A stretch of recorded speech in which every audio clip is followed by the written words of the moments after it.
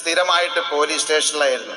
Puthencruz police വിളിക്കും, Kunnathunad police വിളിക്കും. എന്നെ ചോദ്യം ചെയ്യാൻ നിങ്ങൾ എല്ലാവരും കൂടി തെരഞ്ഞെടുത്ത ഒരു MLA ചെയ്യുന്ന ദ്രോഹമാണ് എന്നോട്. സംഘടനയുമായി ബന്ധപ്പെട്ട് എന്റെ പേരിൽ എത്ര ക്രിമിനൽ കേസുകൾ ഉണ്ടെന്ന് എനിക്ക് തന്നെ അറിയില്ല. പോലീസ് വന്ന് അന്വേഷണം നടത്തും, ചിലപ്പോൾ എന്നെ അറസ്റ്റ് ചെയ്യാം. ഇനിയിപ്പോ ഞാൻ കോടതിയിൽ പോയിട്ട് സ്ഥിരമായിട്ട് എന്നെ അറസ്റ്റ് ചെയ്യരുത് എന്ന് ഒരു ഉത്തരവ് മേടിക്കേണ്ട അവസ്ഥയിലാണ് ഞാൻ നിങ്ങളുടെ മുമ്പിൽ നിൽക്കുന്നത്. പക്ഷെ ഒരു കാര്യം ഞാൻ പറയാം, എന്നെ അറസ്റ്റ് ചെയ്യുന്ന ഒരു സാഹചര്യം ഉണ്ടായാൽ ഒരാഴ്ചക്കുള്ളില് നമ്മുടെ മുഖ്യമന്ത്രിയുടെ ഓമനപുത്രിയെ ഞാൻ അകത്താക്കും. ഇത് സ്വപ്നയുടെ കയ്യിലിരിക്കുന്ന ബോംബല്ല, സാബു ജേക്കബിന്റെ കയ്യിലിരിക്കുന്ന ബോംബാണ്.